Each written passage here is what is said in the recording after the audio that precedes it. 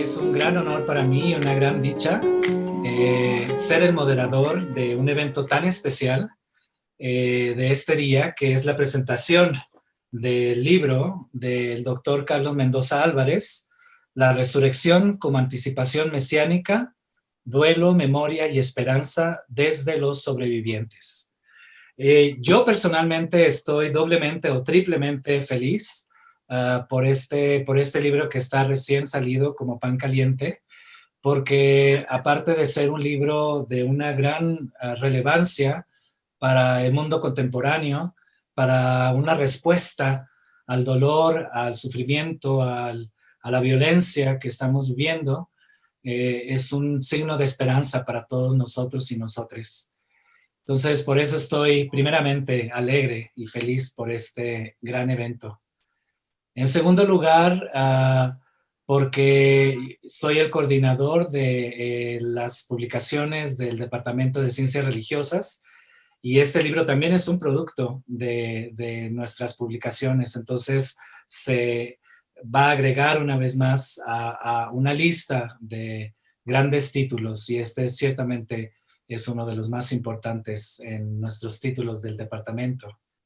Y en tercer lugar, como miembro de la línea de investigación Teología, Hermenéutica y Praxis de la Experiencia Religiosa, en la cual el doctor Carlos Mendoza es el director y yo soy parte, y junto con la doctora Krista Godínez, de este grupo de investigación, de la línea de investigación.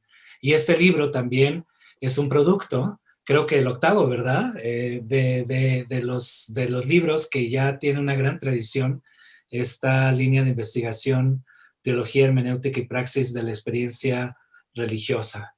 Entonces, triplemente feliz por esta convocatoria, por este evento tan especial.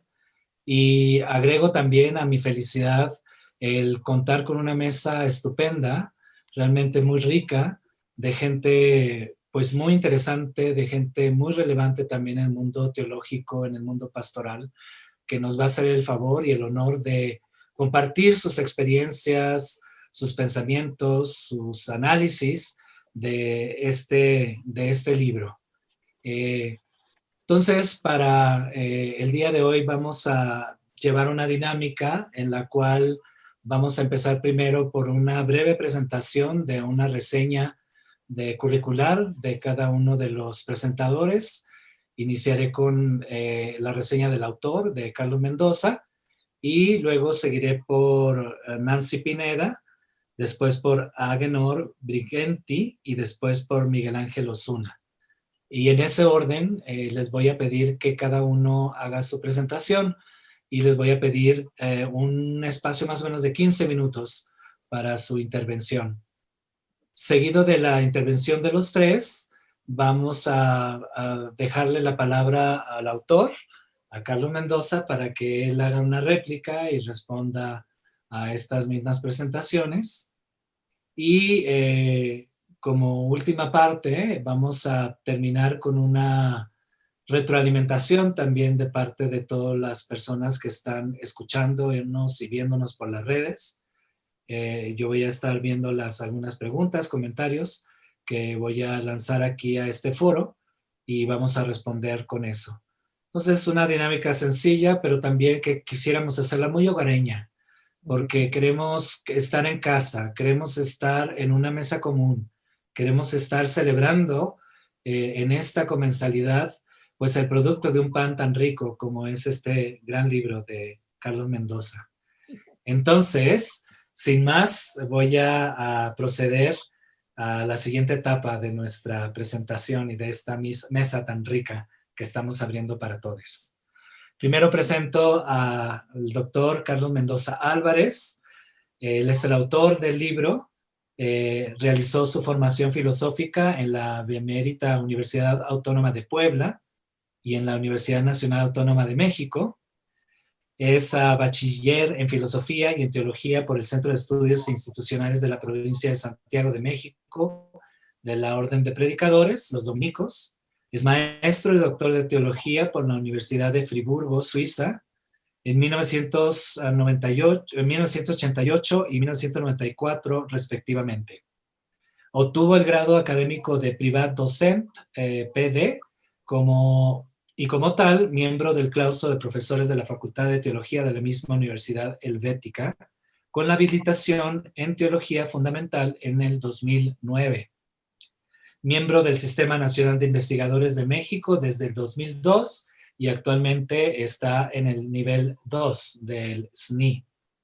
Es académico del Departamento de Ciencias Religiosas de la Universidad Iberoamericana, Ciudad de México, desde el año 2000. Es investigador en teología filosófica, en diálogo con la fenomenología y la antropología en contexto moderno tardío, desde una perspectiva que hace confluir la teoría mimética con el pensamiento crítico y decolonial. Ha sido profesor visitante en las universidades de Friburgo, de Suiza, y de Fordham, en Nueva York, en los Estados Unidos. En Brasil es profesor visitante en la Universidad Católica de Pernambuco, de la Compañía de Jesús, y en la Pontificia Universidad Católica de Paraná. Ha publicado 8 libros de autoría personal, y este es exactamente su 8º libro, 20 como compilador y más de 100 artículos en revistas especializadas. Entre sus publicaciones cabe destacar la trilogía sobre la idea de revelación, primero Deus Liberans, publicada en Friburgo, después en 1996, después Deus Absconditus, publicado en París en el 2011, y finalmente la tercera trilogía es Deus Ineffabilis, publicado en Barcelona en el 2015. Las 2 últimas han sido traducidos al portugués de Brasil en Sao Paulo. Él acaba de publicar el primer volumen de una nueva trilogía, ahora sobre la idea de la tradición propia del cristianismo en clave postmoderna y decolonial.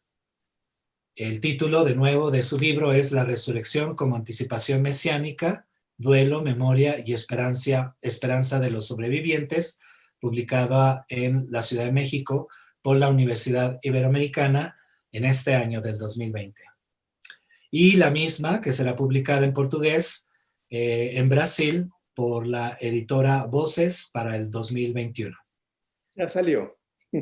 Ya salió, felicidades. Bueno, pues más para festejar. Es miembro del Consejo Editorial de la revista Concilium desde el 2015 y miembro de su consejo directivo desde el 2019. Es conferencista, invitado en Alemania, Argentina, Bélgica, Brasil, Colombia, Corea del Sur, Chile, Estados Unidos, Filipinas, Francia, Italia y México, entre muchísimos otros. Pues muy bien, felicidades, Carlos. Ya tendremos oportunidad de escucharte y ser enriquecidos por tu réplica a esta mesa de comensalidad. Gracias, Ángel. La primera presentadora va a ser la doctora Nancy Pineda Madrid. Ella representa la cátedra Marie Chilton de Teología Católica de la Universidad Loyola Marymount desde agosto del 2019. Recientemente fue profesora asociada de Teología y Ministerio Latina en la Escuela de Teología y Ministerio de Boston College, donde enseñó a estudiantes graduados durante 14 años. Estos estudiantes eran mujeres y hombres laicos, religiosas, escolásticos, jesuitas y sacerdotes católicos que se preparaban para el ministerio en la iglesia o buscaban un doctorado en teología. Pineda Madrid tiene un PhD en Teología Sistemática y Filosófica de la Unión Teológica de Graduados, CTU, de Berkeley, California, una maestría de Divinities en la Universidad de Seattle y una licenciatura de la Universidad de Loyola Marymount. Es la primera teóloga en publicar un libro sobre el mal del feminicidio, argumentando que esta tragedia exige una nueva consideración de lo que significa la salvación. El sufrimiento y salvación en Ciudad Juárez, ese fue el título de su libro, Sufrimiento y Salvación en Ciudad Juárez, publicado por Fortress Press en el 2011. Además, ha coeditado 2 libros, Hope, Promise, Possibility and Fulfillment, por Paulist Press en el 2013, y The Holy Spirit, Setting the World on Fire, Paulis Press, en el 2017. Ambos con el objetivo de profundizar en la búsqueda de católicos inquisitivos con su conocimiento y aprecio de su fe.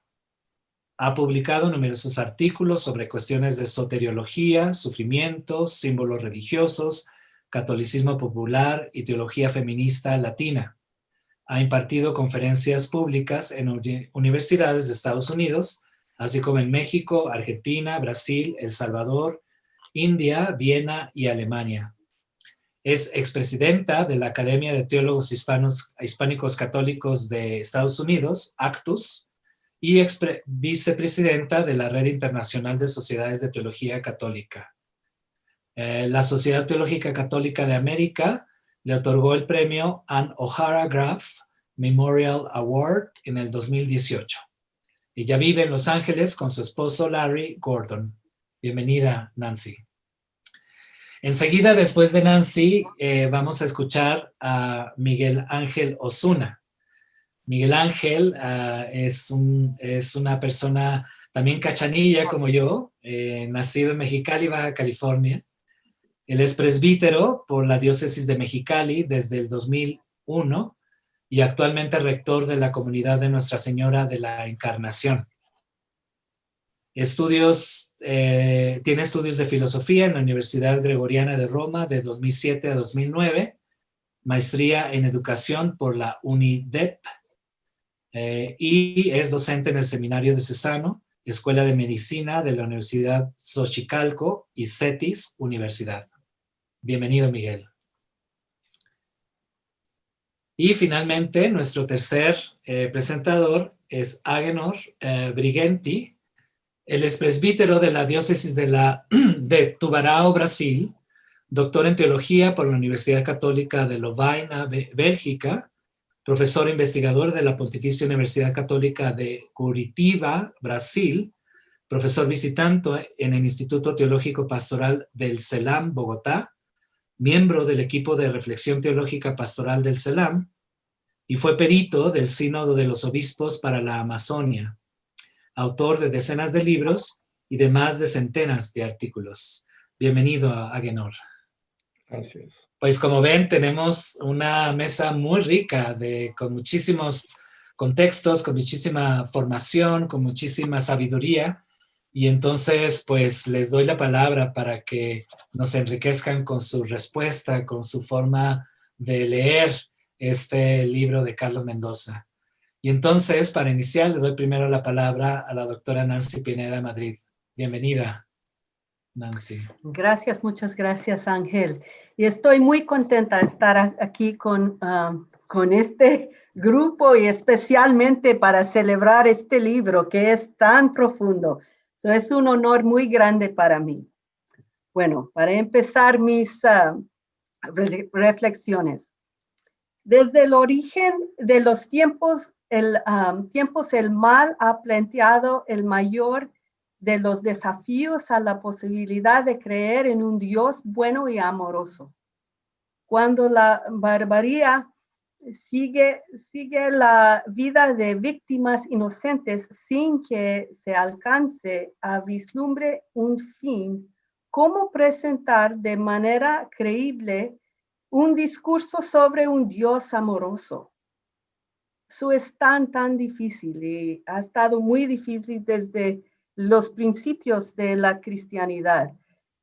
Siglo tras siglo, durante los dos últimos milenios, los teólogos se han esforzado por encontrar una respuesta al desafío del mal, solo para comprobar que sus esfuerzos invariablemente son insatisfactorios.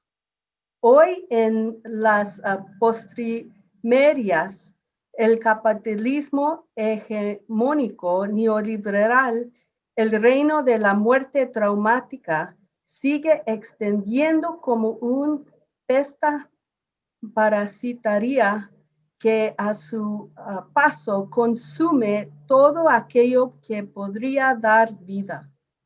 Ante un sinnúmero de crucificaciones inocentes, ¿Cómo osamos creer en la resurrección? El doctor Carlos Mendoza Álvarez, con grandes dotes en las artes de lo poético y lo profético, examina con brillantez la teología de la resurrección y la reimagina. Esta tarea cobra mayor urgencia en un entorno de colapso global resultante de la implacable fuerza de un capitalismo neoliberal desenfrenado, cuyo reino de poder, de muerte, necropoder incluso, se expande sin cesar. El necropoder subyuga la vida y insiste en que la vida sea vivida bajo la amenaza constante de la violencia brutal dirigida a matar. Mendoza Álvarez se encuentra en la tradición de las profetas del Antiguo Testamento que ven y denuncian el reino de la muerte. Él es profético. Si bien escribo este libro antes de COVID-19, su libro aclara el momento en el que estamos viviendo ahora. Se lea como una advertencia para el mundo. Como escucharon, vivo y trabajo en Los Ángeles, es decir, cerca de la frontera entre los Estados Unidos y México. Vivo en el vientre de la bestia del capitalismo neoliberal desenfrenado con su reinado en constante expansión de poder de matar, necropoder. En ninguna parte se exhibe más este necropoder que en los Estados Unidos de hoy. Estados Unidos está bajo un microscopio global y su parte inferior malvada se ha convertido en un enfoque nítido para que el mundo lo vea. Primero, el fracaso total del liderazgo nacional de los Estados Unidos para responder al COVID-19. 211 millones de personas que vivían en los Estados Unidos ahora están muertas y los cadáveres se siguen acumulando. En segundo lugar, Estados Unidos ha inaugurado un nuevo reinado de maldad, terror y muerte, con la detención de decenas de miles de niños migrantes en la frontera. Los niños mexicanos y centroamericanos los separaron de sus familias. ¿Qué mal podría ser más atroz que este? La separación traumatizará a los niños durante las próximas décadas, posible todas sus vidas. En tercer lugar, el asesinato de hombres y mujeres negros en las calles de las ciudades estadounidenses por la policía. Trump ha otorgado la tapadera de impunidad a la policía por su malvada acción. Estados Unidos se ha convertido en un refugio para la supremacía racial blanca. En cuarto lugar, los incendios forestales que arden en California y en toda la costa oeste causados por el cambio climático y el calentamiento global, un fenómeno provocado por la codicia y el impulso de tener más de todo. Finalmente, en estos últimos días, el propio Donald Trump en el centro de lo que puede resultar ser una vigilancia nacional de suicidios, incluso cuando está afectado por COVID-19, elige desafiar la amenaza a su vida. Puede morir. Si bien Trump no es inocente, sus juicios ya han provocado la muerte de muchos inocentes y conducirán a la muerte de muchos más inocentes. El reinado de constante expansión del necropoder está aquí al norte de la frontera con México. Sé que Estados Unidos tiene mucha gente buena, pero ciertamente ahora es el momento de dar testimonio del mal que está surgiendo. ¿Dónde nos encontramos en medio de este momento oscuro? Desesperado, perdido, sin objeto, desconectado, desorientado, ocultación. ¿Es posible haya signos de esperanza? ¿Dónde? Mendoza Álvarez pregunta dónde puede encontrarse un amor que se mantenga firme frente al reino de la muerte. Desde el silencio de Dios, reencamina nuestra atención hacia la resiliencia de los sobrevivientes. Tengamos o no la conciencia de ello, vivimos inmersos en un sistema de guerra y por ende en un tiempo de duelo, y en él debemos reconocer los derechos de los muertos a ser vistos y escuchados. Si es que hemos de afirmar de manera creíble la promesa de la resurrección. Mendoza Álvarez nos ofrece una teología política, una teología que, si bien se distinga de la memoria peligrosa de John Baptist Metz, encuentra resonancias en su atención a la vida interior. El locus en el que nace una auténtica espiritualidad de resistencia.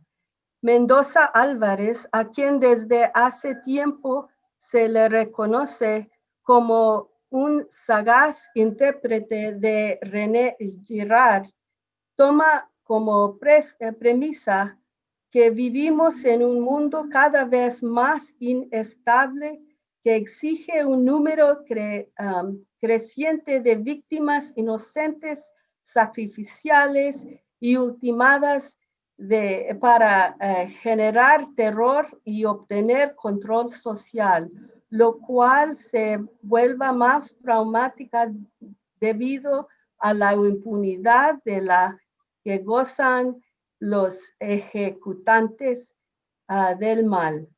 En efecto, ¿cómo atreverse a hablar de la resurrección en un mundo gobernado por la lógica del necropoder y su violenta destrucción del cuerpo social? La suya es una teología política profundamente preocupada por la relación del discurso teológico con el colapso de los estados-nación, nation states, y la organización de la población humana en el tiempo y en el espacio. Es un discurso de personas desaparecidas y del trama social persistente que esto provoca, no solo en México, sino en los estados-nación del mundo entero. Enfrentándose a la violenta destrucción del cuerpo social, su libro, La resurrección como anticipación mesiánica, interroga críticamente el sistema global del capitalismo neoliberal para ayudar a sus lectores a ver con mayor claridad la devolución de los estados-nación hacia una condición pre-política gobernada por un perverso necropoder que vuelva a ciertas personas desechables, pues su valor económico, una vez muertos, es mayor que cuando estaban con vida. Así, el libre mercado global funciona como un dios y como tal es servido, destruyendo vidas humanas sin tomar prisioneros a su paso.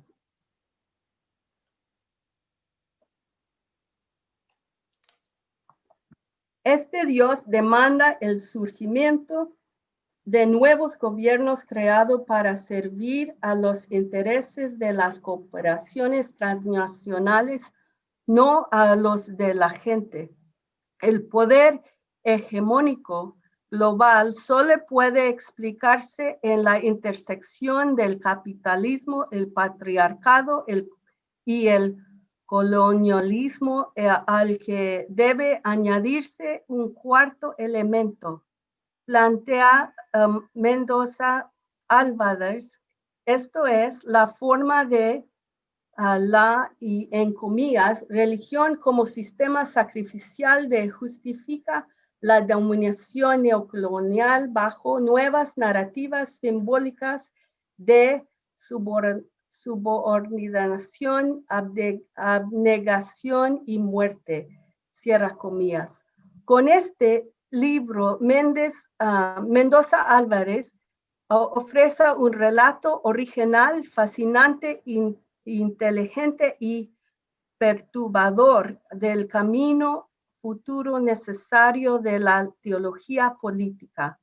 El poder hegemónico global no se ha desarrollado sin encontrar oposición. Los sobrevivientes han enfrentado su violencia brutal con actos de resistencia. Esto es el rechazo a vivir en un mundo entregado a la profanación de lo que significa ser humano. Los actos de resistencia de los sobrevivientes son una insurrección, una interrupción. En la obra de Mendoza Álvarez, la insurrección se basa en el pensamiento crítico de las filosofías de los pueblos originarios de América. Espero que podamos hablar un poco más de eso en la discusión. Pueblos originarios de América que una y otra vez han creado movimientos sociales que hacen posible la resistencia contra los poderes de la muerte que gobiernan este mundo. Este libro propone de manera convincente ampliar nuestra comprensión de la resurrección para tomar en serio los cuerpos de quienes han sido crucificados por el poder global. La resurrección debe incluir un praxis de la memoria, la narración y la celebración de las víctimas del poder global, para cuidar que no caigan en el olvido. Estas víctimas siguen vivas en la memoria de quienes sobrevivieron y en la reconstrucción de la comunidad de los sobrevivientes, nacida en la práctica de la dignidad, la resiliencia y la esperanza. Mendoza Álvarez reimagina magistralmente lo que significa creer en la resurrección, ampliando el pensamiento teológico en muchos frentes. La resurrección es una insurrección de vida nueva, practicada con dignidad, resiliencia y esperanza por las personas y las comunidades de los sobrevivientes de hoy.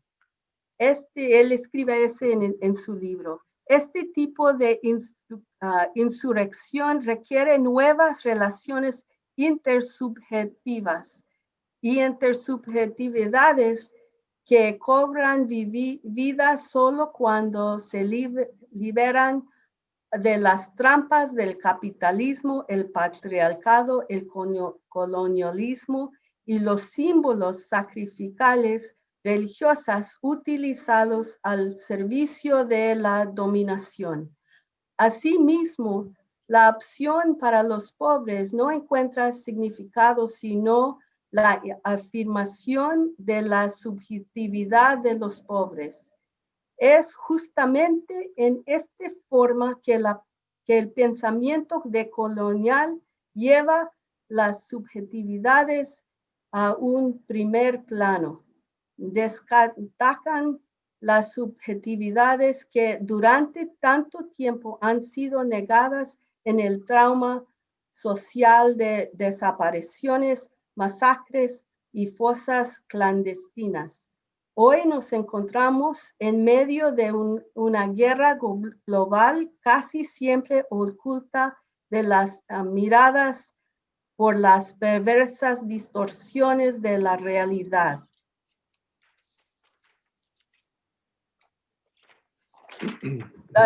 La respuesta teológica más inteligente y creíble solo puede encontrarse por medio de un reconocimiento y una práctica que afirme las subjetividades de los pobres. Esto implica una teología intercultural de la liberación. Es lo que nos ofrece Mendoza Álvarez. Este libro es nada menos que un tour de force.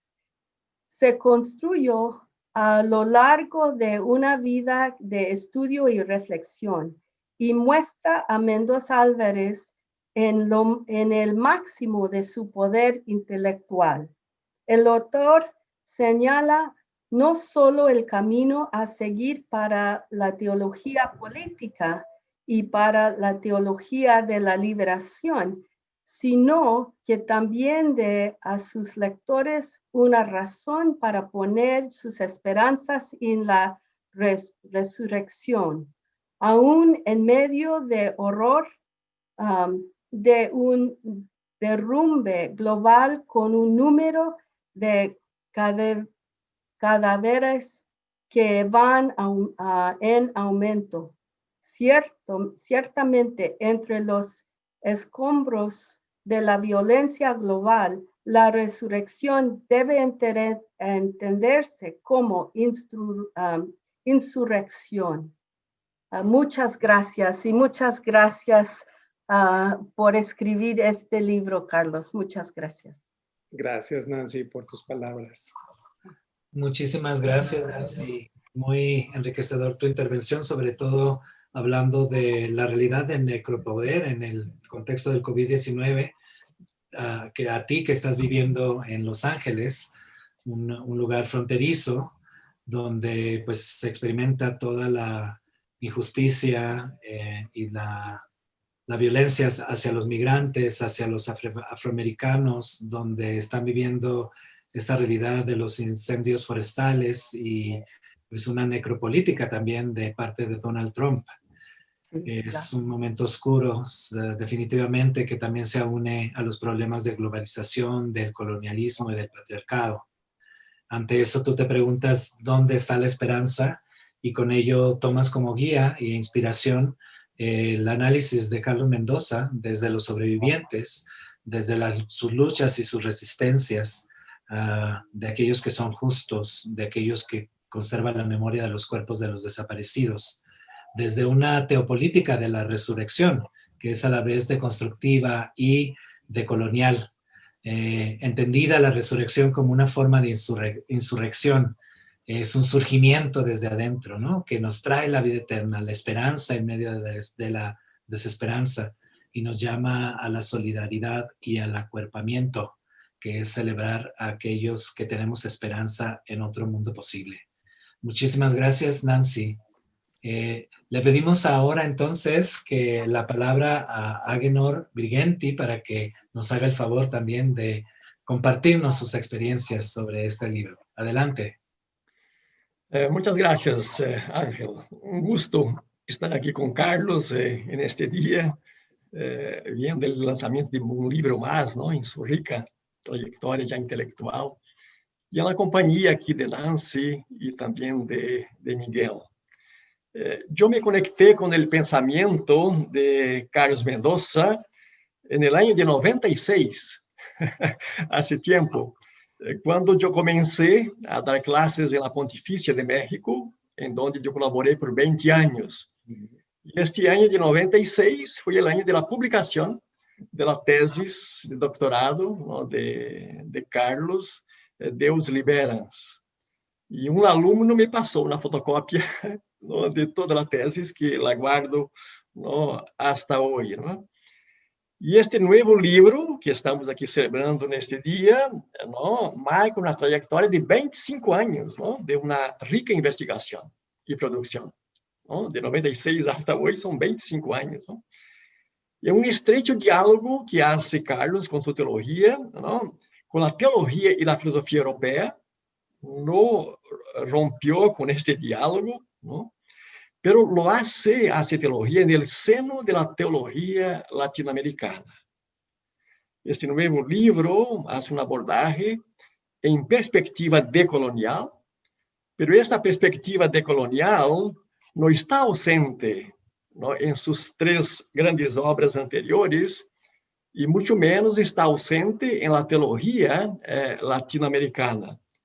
A teologia latino-americana nasceu com um pé na modernidade, na Europa, mas com outro pé, no reverso da história, no terceiro mundo, assim chamado, no dentro desse contexto da erupção dos pobres. Então, esta perspectiva decolonial que Carlos profundiza já está presente, no, em los primórdios da teologia latino-americana. A erupção dos pobres da década de los 60, ¿no? Uma teologia desde o reverso da história, como le gusta dizer Gustavo Gutiérrez em sua obra pioneira, uma teologia em la óptica dos vencidos e dos excluídos, como dizia Leonardo Boff, uma teologia anclada na opção preferencial por los pobres, que é evidentemente a marca, ¿no? mais genuína de nossa teologia. Uma teologia que toma posição frente ao cinismo, ¿no? Del grito de los explotados por los satisfechos, como disse Hugo Asman, uma teologia que não quer ser cínica, e uma teologia que une fé e responsabilidade social, como ponia em evidência José F. Comblan, e, por lo tanto, uma teologia desde a periferia, desde o Gran Sur, em ruptura epistemológica em relação à teologia europeia, não? E também às teologias do genitivo, a teologia política, a teologia da esperança, uma ruptura, claro, não, um pouco relativa, mas uma refundição epistemológica, pero tomando distância, não? Da epistemologia da modernidade, não? Tanto que acusa a recepção já de uma sabedoria popular, não? De los movimentos emancipadores aqui del sur. A pergunta, não, que está nesta obra de Carlos é a mesma que engendrou a teologia latino-americana, que Nancy também falava há pouco. Não? Como falar de um Deus Padre, não? De um Deus bueno, em um mundo de crucificados? Essa é a grande questão para os cristianos, para a fé cristiana, para a revelação cristiana. Ou como dizia Leonardo Boff, não? Deus mesmo está implicado em la paixão de Jesucristo que se prolonga em la paixão del mundo. Esta paixão de Jesus que se prolonga em la paixão del mundo compromete a nós, os cristianos, evidentemente, a dar razão de nossa fé, mas Deus mesmo está implicado, não? Neste drama que vive a humanidade. Não? E aí está a pergunta, não? Muito correlata com desta obra de Carlos, não? Como crer na ressurreição em um contexto globalizado de necropoder e sua violência, não? Que destrui o corpo social. cómo creer, ¿no?, en la resurrección. Bien, esta obra, ¿no?, es precedida por las tres que Ángel la nombró hace poco, ¿no? Y las tres anteriores y ahora la cuarta de esa gran obra de Carlos tienen una coherencia interna. Deus Libera, de 1996, ¿no?, pone la teología latinoamericana en el contexto de la crisis de la modernidad. Es una obra, ¿no?, importante en su momento, también por ser pionera. Pocos se arriesgaban a hacer una crítica profunda a la teología latinoamericana frente, ¿no?, a la crisis de la modernidad, a la caída del muro de Berlín, ¿no?, frente, ¿no?, al colapso del proyecto civilizacional moderno, de los sujetos sociales, de las utopías. Entonces, ¿no?, la teología desafiada, ahí en los años 90 todavía, ¿no?, a dar cuenta de nuevas realidades y nuevos valores que exigían una nueva estética teológica. Y aquel entonces, Carlos dialogaba muy estrechamente con la escuela de Frankfurt, ¿no?, la razón comunicativa, y también la filosofía de la alteridad de Levinas, ¿no? Entonces, la alteridad no solamente como imperativo ético, pero el otro, ¿no?, también como dimensión sabática de la existencia. Una dimensión que trae, ¿no?, muy fuerte la modernidad tardía y que Carlos pone, ¿no?, en diálogo la teología en su momento, en 96. 14 años más tarde, yo no sé por qué demoró tanto, ¿no?, porque también fue una obra, ¿no?, muy ingeniosa, apareció Deus Absconditus, en 2010, ¿no? Y ahí ya sitúa la teología latinoamericana en el seno, ¿no?, de la posmodernidad, o de la modernidad tardía. No es tarea fácil leer, ¿no?, todos los posmodernos, el pensamiento posmoderno. Es un monumento, ¿no?, de libros, ¿no?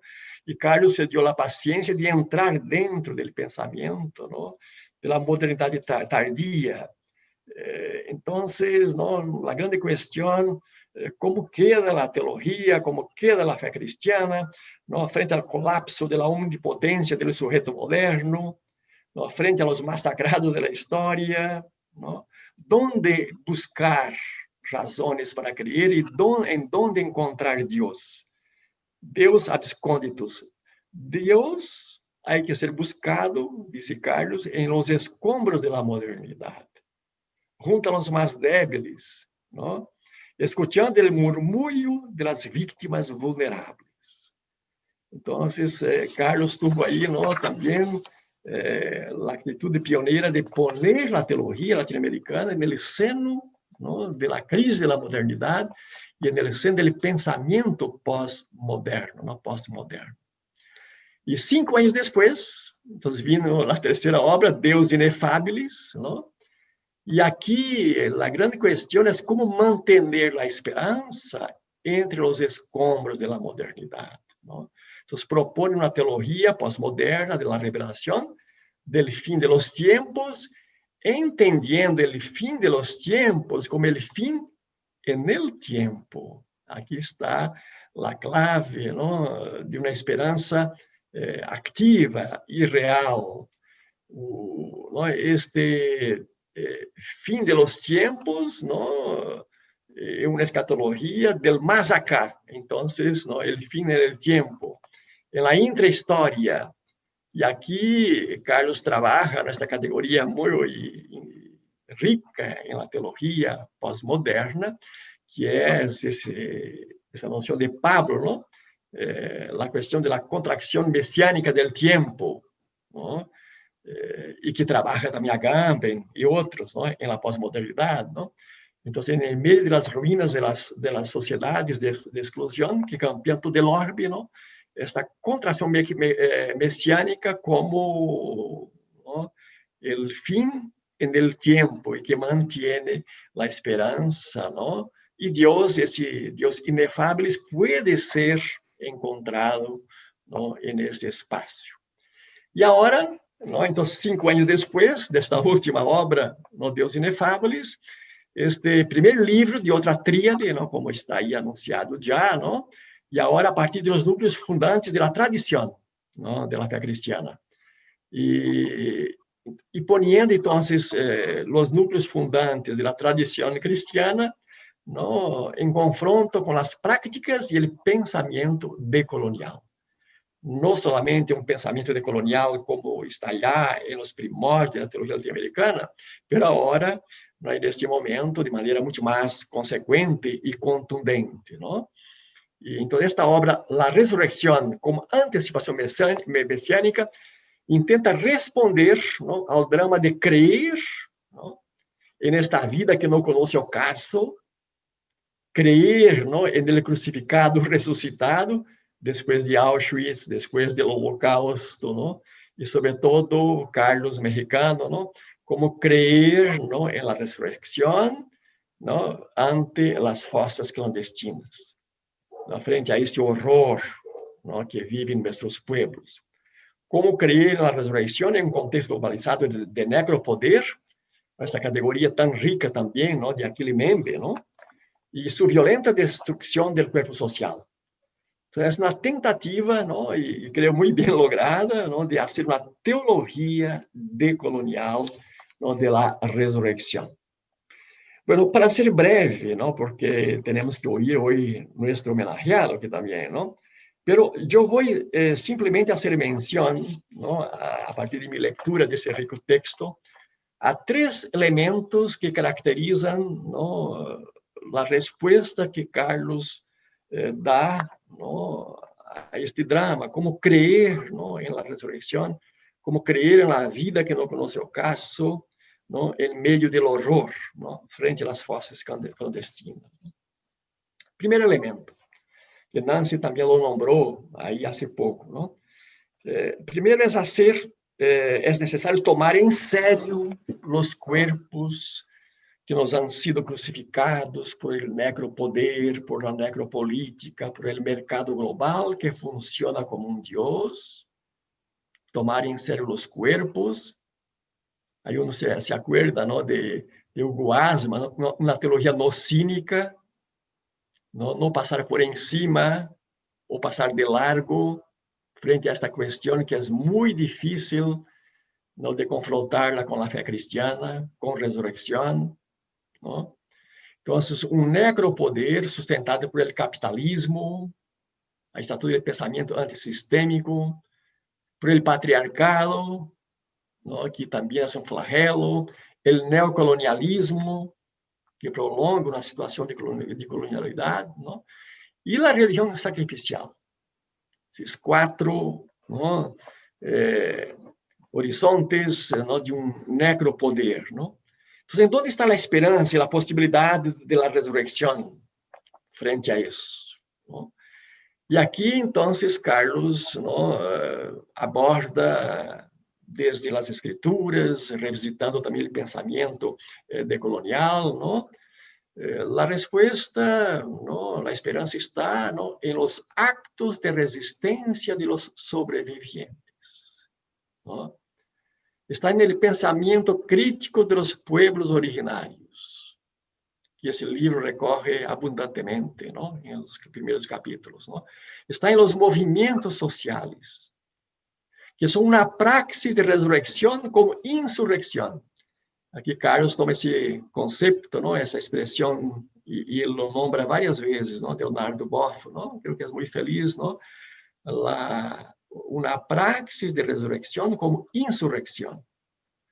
Pero em clave, não? Cairológica, não? Messiânica e antissistêmica. Aqui está o caráter pós-moderno e também decolonial, não? Então, os sobrevivientes han enfrentado a violência brutal com actos de resistência, de resiliência, não? Com esperança, haciendo el duelo em meio dessa situação, não? Creo que aqui está um primeiro momento, não? Dessa resposta que dá Carlos. Segundo elemento que teje a resposta La resurrección no es una esperanza vacía. Aquí hay que dar cuenta de la esperanza cristiana, que es una esperanza activa, ¿no? Y que acena para una plenitud de vida, ¿no? Então, não é uma esperança vazia ou uma realidade que se acede, uma realidade que se acede a ella, ¿no? En la meta-história, ¿no? Porque aqui está também a crítica da utopia como uma dilatação indeterminada do futuro. Como creer, ¿no? En esa plenitud de vida, en la resurrección, en la intrahistoria, ¿no? Entonces, la resurrección, ¿no? Es aquí comprendida como una insurrección de vida nueva, de resiliencia y esperanza de los sobrevivientes de hoy en medio del horror. Aquí está, ¿no? Entonces, una insurrección de vida nueva, mira, ¿no? El heroísmo de los sobrevivientes, ¿no? Una insurrección de vida nueva en medio del horror, ¿no? En la intrahistoria, ¿no? Son los crucificados que despertaron haciendo memoria del crucificado que despertó. Ángel hace poco, ¿no? Nombraba la categoría hacer memoria. Memoria no es recordación, no es recordar, ¿no? Es hacer prolongación, ¿no? de un evento, de un acontecimiento, ¿no? De un misterio pascal, ¿no? Que se hace en ese contexto de horror. Creer en la resurrección es anticiparlo, ¿no? En la historia a través de nuevas relaciones intersubjetivas. Aquí está, ¿no? El segundo eje de la respuesta contra los poderes de la muerte que gobiernan este mundo, ¿no? Y aquí siempre nombra Carlos esos 4 grandes poderes: el capitalismo, el patriarcado, el neocolonialismo y la religión sacrificial, ¿no? Como superar, ¿no? Y cómo anticipar entonces esta resurrección en la historia en medio del horror, ¿no? Sin clamar por venganza. Aquí está una categoría que también es muy trabajada en los libros anteriores, pero con justicia y verdad, no abrir mano de la justicia y la verdad. Esta frase fuerte de esta mexicana, ¿no? Yo necesito conocer los verdugos, ¿no? Para saber, ¿no? A quién perdonar. Conocer, ¿no? Entonces, justicia y verdad, ¿no? Abriendo paso para el perdón, ¿no? Y la reconciliación. Y finalmente, tercer aspecto, con esto termino, ¿no? Cómo creer, ¿no? En la resurrección en medio del horror, ¿no? Entonces,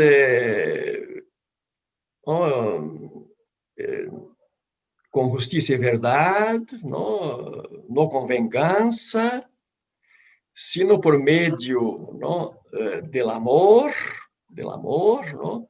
Y aquí está una categoría muy rica también, este amor de donación, ¿no? Que es perdón, el perdón, ¿no?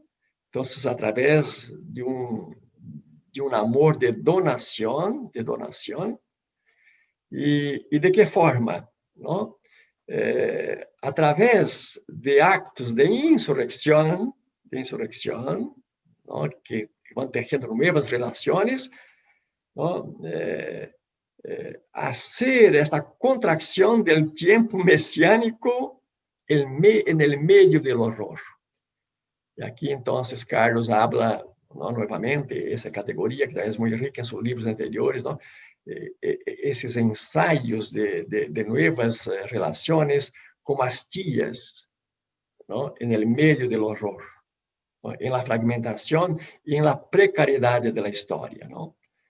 Entonces, la resurrección, ¿no? Es vivida en esta insurrección, ¿no? Como temporalidad escatológica que anticipa algo totalmente nuevo en el más acá,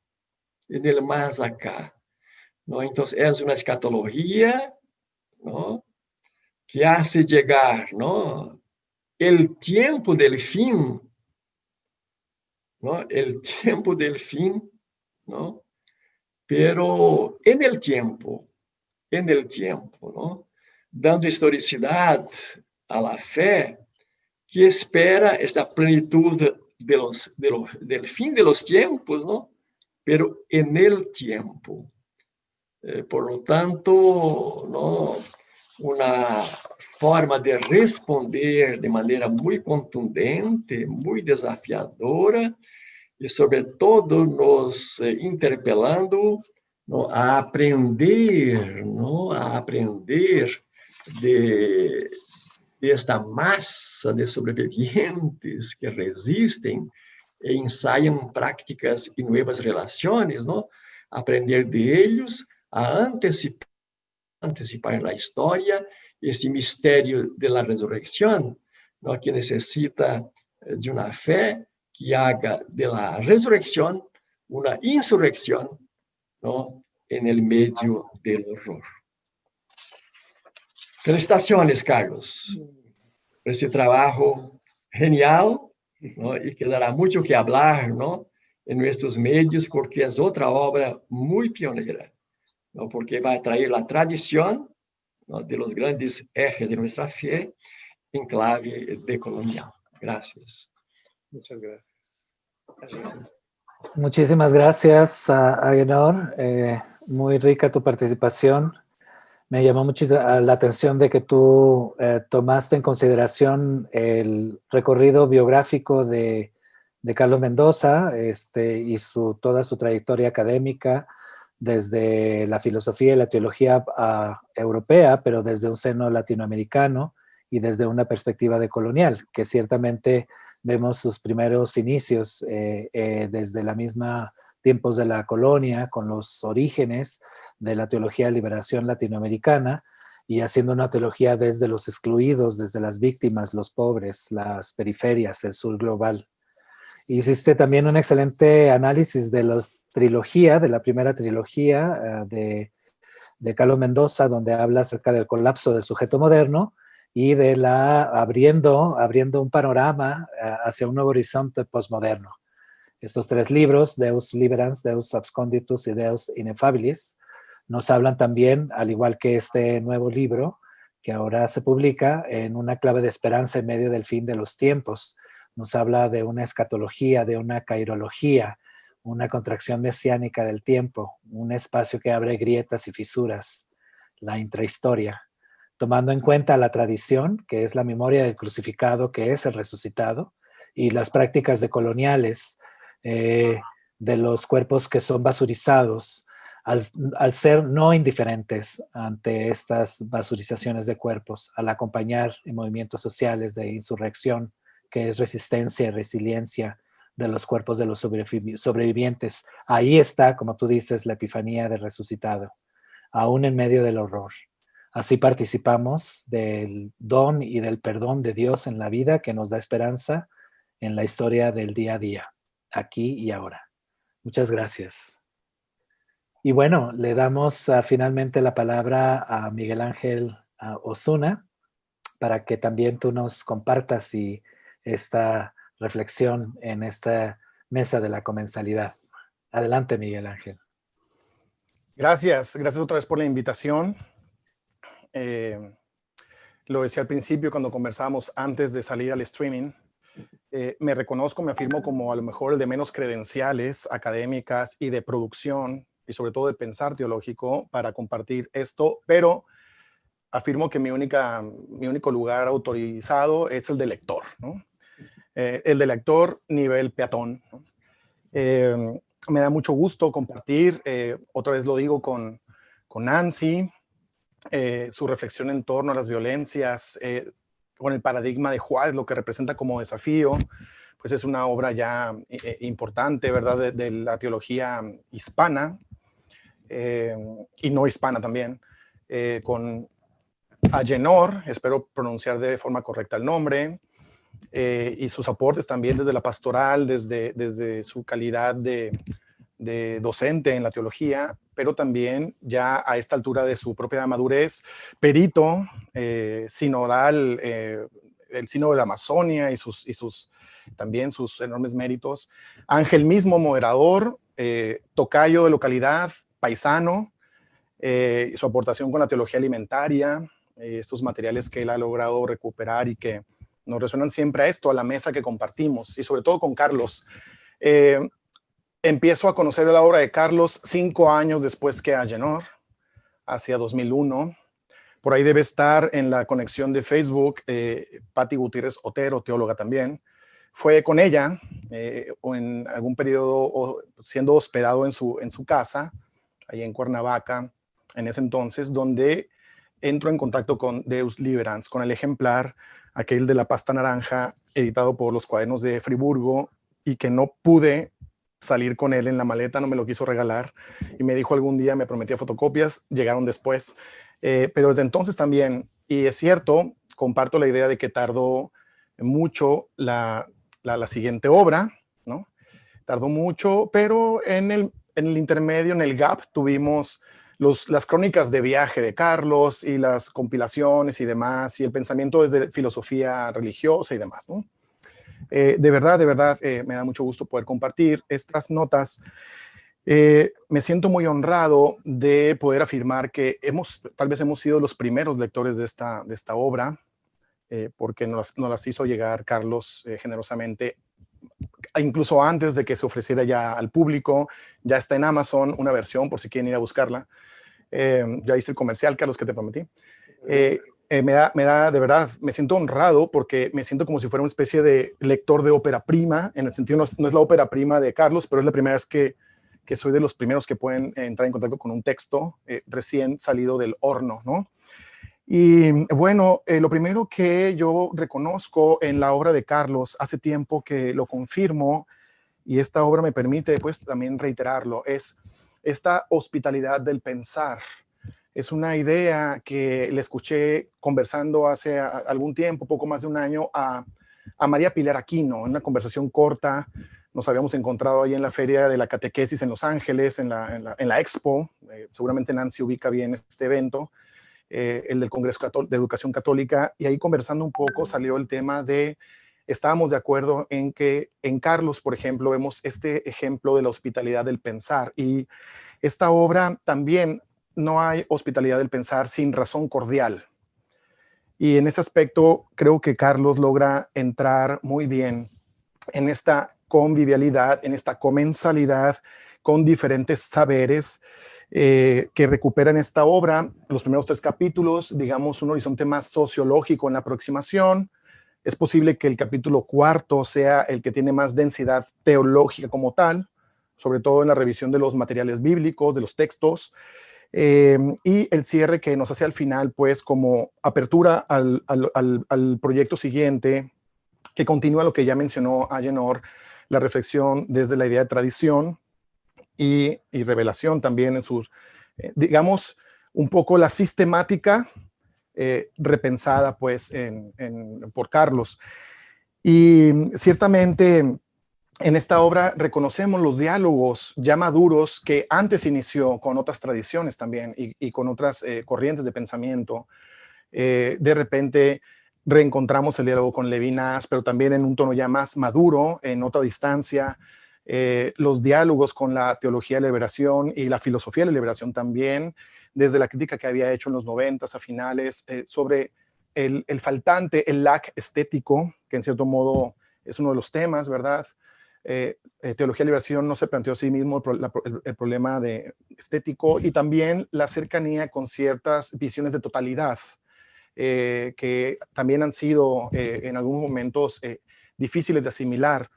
El diálogo con el saber de la Abya Yala originaria, el diálogo también con la tardomodernidad, pero también con los autores, siempre en esta clave dialógica, teologal, le llama él varias veces.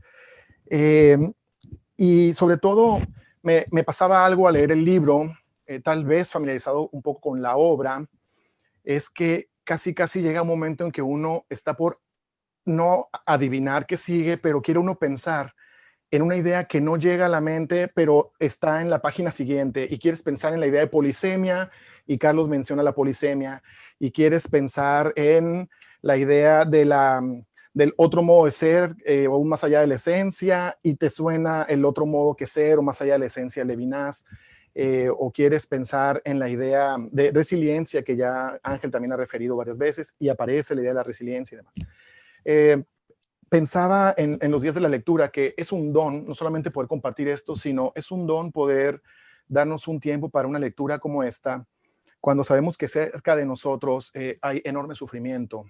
Ya lo decíamos también antes, el libro trabajado, sus materiales hacia, en los pies de páginas nos lo va diciendo como si nos dejara pistas. Casi encontramos una cita del 18 de octubre del 2018 y luego una del 20 y luego casi uno piensa, aquí estuvo trabajando sin parar unos días y encuentran unos materiales, casi nos va dejando como en Hansel y Gretel algunas pistas para que volvamos luego, ¿no? Queda bien claro que terminó en el último día del año 2018, ese día le puso el punto final, pero yo pensaba en que es un don cuando cerca de nosotros hay tanto sufrimiento. Hoy la prolongación del confinamiento asociado a la pandemia y su estructura de contagios también ha sido una estructura sembradora de víctimas, también nos ha desmembrado el cuerpo, también tenemos que hacer remembranza de esos que ya no están.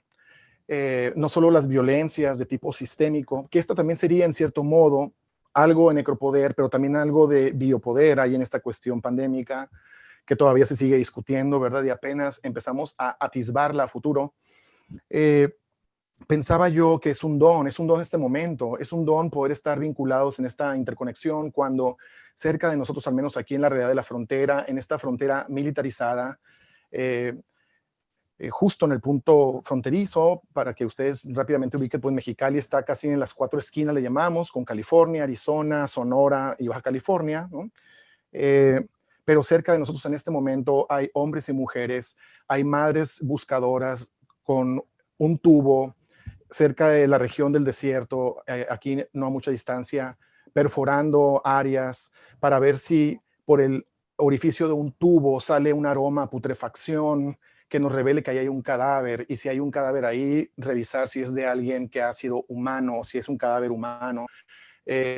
Cuando tenemos a padres de familia, hombres y mujeres en nuestro país, por todas partes, con una malla para cernir arena en la bocatormenta de alcantarillas, de ductos de agua de residuo, a ver si llegan miembros de cuerpos, a ver si ese material arroja información genética de alguien que sea humano y a ver si es el hijo de alguien o la hija de alguien.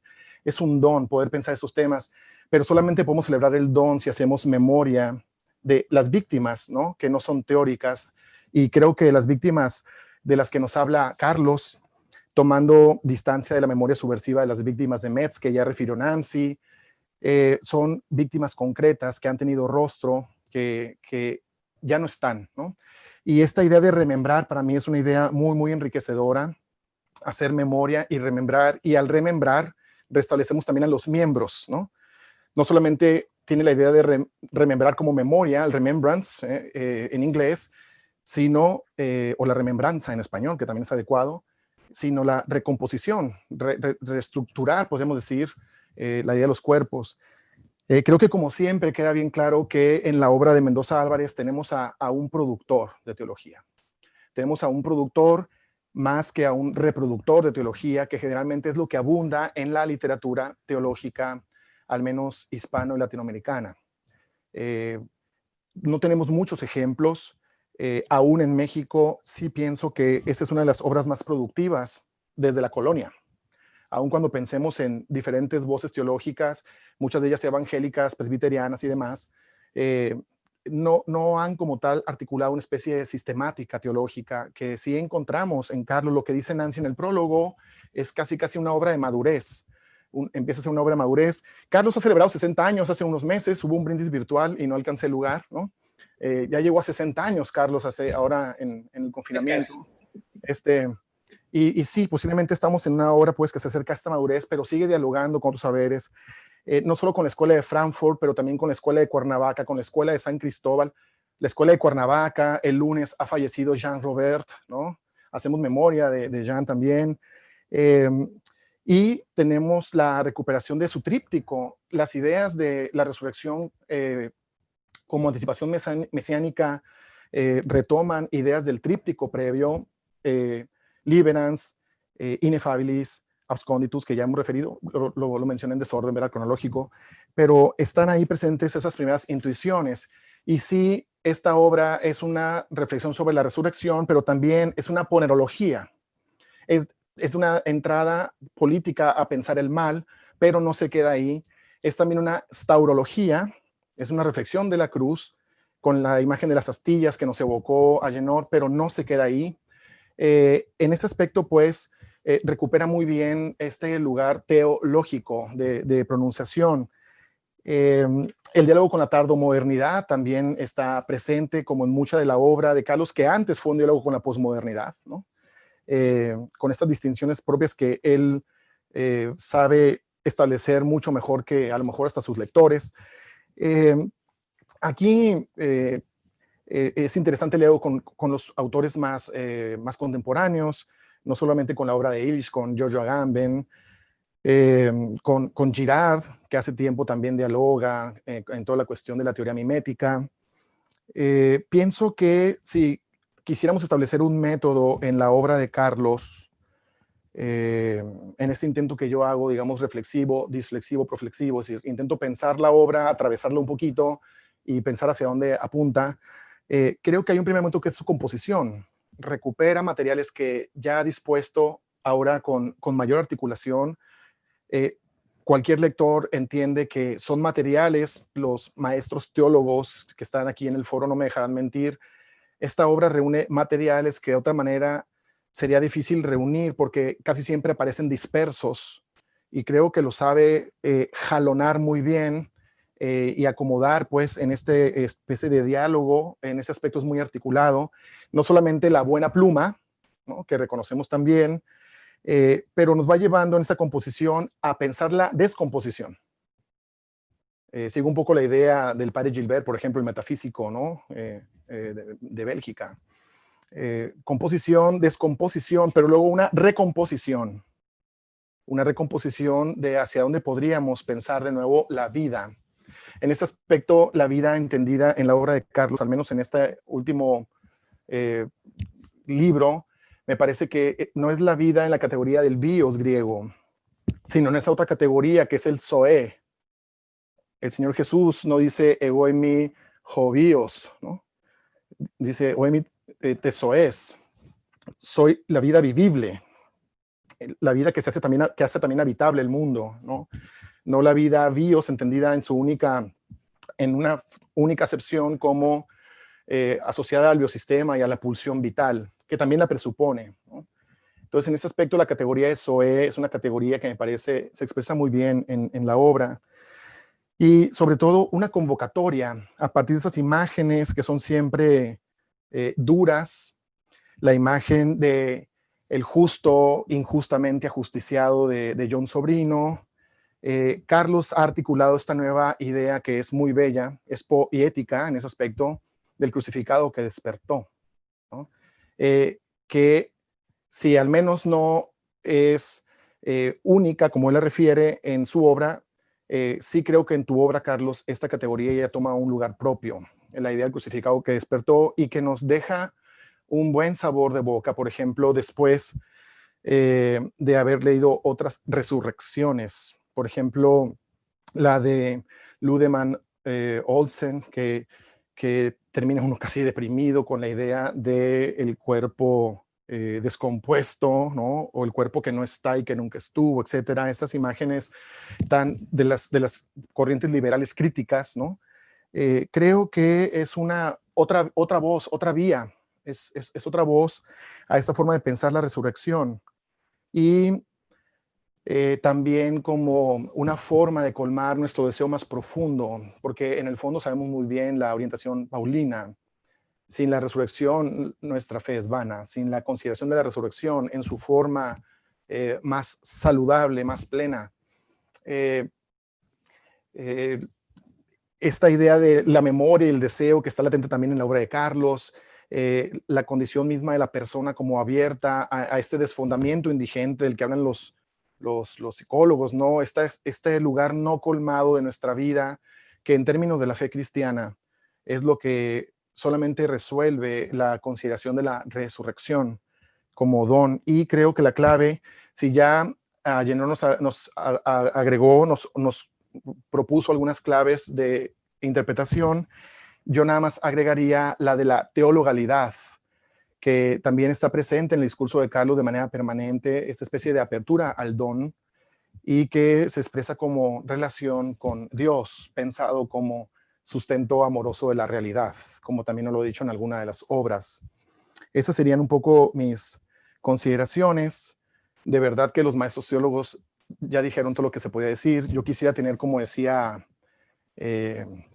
por ahí, la dicha de enmudecer, ¿no?, de la que hablaba Simone Weil. Después de haberlos escuchado, hubiera querido tener la dicha de enmudecer. A veces, de frente a las víctimas, deberíamos invocar un poco más. No solamente Carlos compone, descompone, recompone, sino que al final nos presenta esta convocatoria de apertura al don, ese don que en definitiva es para nosotros don del Espíritu, de vida en el Espíritu, de vida vivible. Pues muchas gracias y otra vez muy honrado de poder participar en esta presentación. Gracias, Miguel Ángel. Muchas gracias, Miguel Ángel. A pesar de que dices que tienes menos credenciales, se nota realmente tus grandes credenciales como lector, como una persona que está también involucrada pastoralmente y que tiene otra forma también de sapiencias, de la cual también se hace teología y que tiene muchísimo que ver con esta teología que propone Carlos Mendoza de la hospitalidad del pensar, de la que tú te referías, Miguel Ángel. Se ve también en tu caso una poética de la escucha, que es lo que nos invita también Carlos a realizar a través de su libro.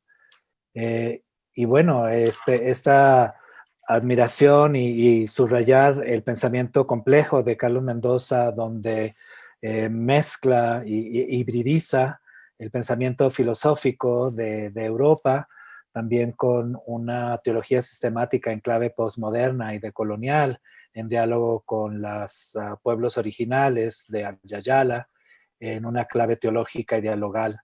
Me llama mucho la atención que hables también desde un contexto específico, que también eso nos enriquece, viniendo de Mexicali, un lugar fronterizo, y también que estamos viviendo grandes sufrimientos, sobre todo en estos tiempos de pandemia, de cuerpos que son desmembrados, de unos cuerpos que importan más que otros, si citamos a Judith Butler. Sí, es una capacidad que nos invita, como tú dices, Carlos Mendoza, al don de escuchar y de aprender de estas víctimas concretas, haciendo memoria y también creando acciones performativas de la remembranza. Ciertamente, como tú dices, Carlos Mendoza nos sumerge en un lenguaje poético y profético con el que compone y descompone y recompone, y con el que se concentra en la vida vivible, Zoé, como tú dijiste, en el crucificado que despertó, sumergiéndonos en una categoría verdaderamente teologal, la categoría del don, de la recepción del don y del compartimiento. Muchas gracias. Y bueno, ahora no queda más que escuchar al autor, a Carlos Mendoza, para que también nos enriquezca con sus comentarios y su réplica a estas presentaciones. Adelante, Carlos. Muchas gracias, Ángel. Bueno, después de los comentarios de Nancy, de Agenor y de Miguel Ángel, los tuyos mismos, Ángel, que no es solo la moderación, sino hilar las diferentes palabras y como en una conversación sabrosa, como bien dices, ¿no? En esta mesa. Yo lo que quiero es hablar un poquito de las vivencias, en primer momento, que me han llevado a hacer este libro y que son vivencias que tienen que ver con un aprendizaje de lo que algunos llaman, siguiendo a Boaventura de Sousa Santos, un pensamiento de retaguardia. Es decir, un pensamiento que va detrás de los movimientos sociales, de los movimientos culturales, que quieren recomponer lo que está descompuesto en nuestro mundo de hoy. Entonces, estas experiencias y vivencias tienen mucho que ver en lo que ya de algunos años acá, especialmente quizás de los últimos 5 años, he ido aprendiendo precisamente con estos movimientos de familiares de personas desaparecidas en México, pero también de migrantes y también de la comunidad LGBTIQ, etcétera, porque son ellas y ellos, hombres y mujeres, que enfrentan las violencias con mucha dignidad y sabiduría. No puedo olvidar lo que hace unos meses, en el mes de febrero, en la Quinta Brigada Nacional de Búsqueda de Personas Desaparecidas en México, que se llevó a cabo en Papantla, Veracruz, una de las madres decía: nuestros hijos van por delante indicándonos el camino. Y hablaba de sus hijas e hijos desaparecidos. Para las madres, padres, hermanas, hermanos, tíos, etcétera, de los desaparecidos, las personas que buscan tienen una fuerza que las convoca y que nos ayuda a remembrar, es decir, no están muertos. Para empezar, son personas en desaparición forzada, no tenemos certeza de su destino actual, pero esta frase me hizo como clic para pensar que esta manera de entender la vida, como una vida que resiste en medio de la desaparición, es ya una insurrección mesiánica. Y es como un dar a luz que el mundo puede ser distinto. Y estas madres, hermanos, hermanas que van en busca de sus familias decían eso. Ellos van por delante de nosotros indicándonos el camino. Y yo creo que esto tiene que ver con algo que ya también decía un recendero de Bojayá, Colombia, en un coloquio que tuvimos hace 3 años en la Ibero sobre fosas clandestinas, junto con Carolina Robledo y Pablo Reina y otros colegas de la Ibero y de otras instituciones como el CIESAS. Hicimos este coloquio escuchando primero a las víctimas. ¿Por qué es eso, no? ¿De dónde procede la sabiduría? Esas sapiencias de las que tú hablas, Ángel, y que yo quiero como aprender a recoger en mi pensamiento, en mis obras. En ese coloquio decía este rezandero de Bojayá, una comunidad afrocolombiana que padeció una masacre terrible. Él decía: porque le estamos quitando el derecho a nuestros muertos de devenir ancestros por medio del rito funerario.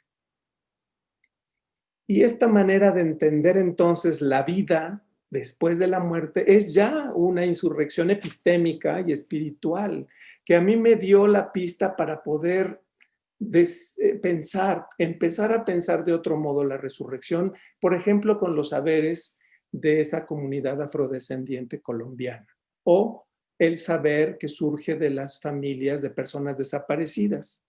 Es decir, la experiencia de resurrección, la vivencia de resurrección, surge en medio del horror, como en las grietas de este mundo de múltiples hegemonías que imponen poder, pero surge como un clamor de vida y como una experiencia de un destello de luz en medio de tanta oscuridad.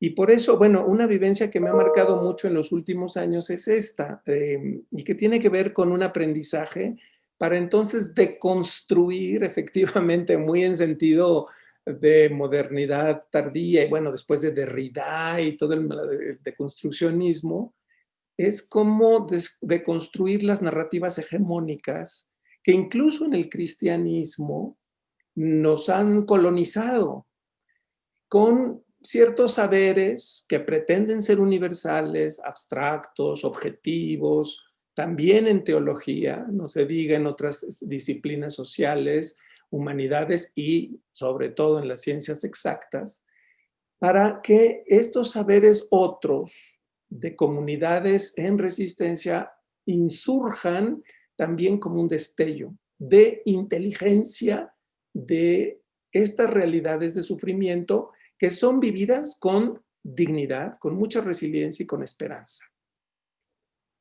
Entonces, esta vivencia que estoy contando me parece que ha tenido ecos en otras experiencias de mi vida y que tiene que ver, por ejemplo, con lo que cuento en ese otro librito que no es académico, pero desde los que contaba Miguel Ángel, el último de Crónicas de Viaje. El primero fue sobre el viaje a Siberia, el segundo sobre una estancia en Kentucky, en el monasterio donde vivió Thomas Merton.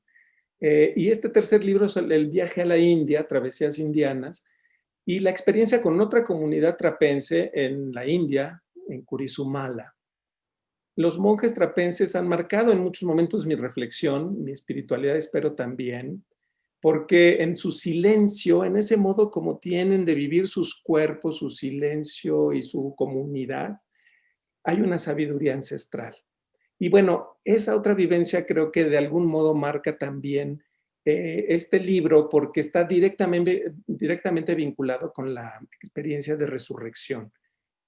La tradición siro-malabar y silo-marankara de la India, que se remonta al siglo IV, viniendo de Siria, es la que todavía alimenta y nutre la espiritualidad de estas comunidades siro-malabares y silo-maláncaras, y en particular en la provincia de Kerala, al sur de la India, donde estuve un mes de retiro con estos monjes.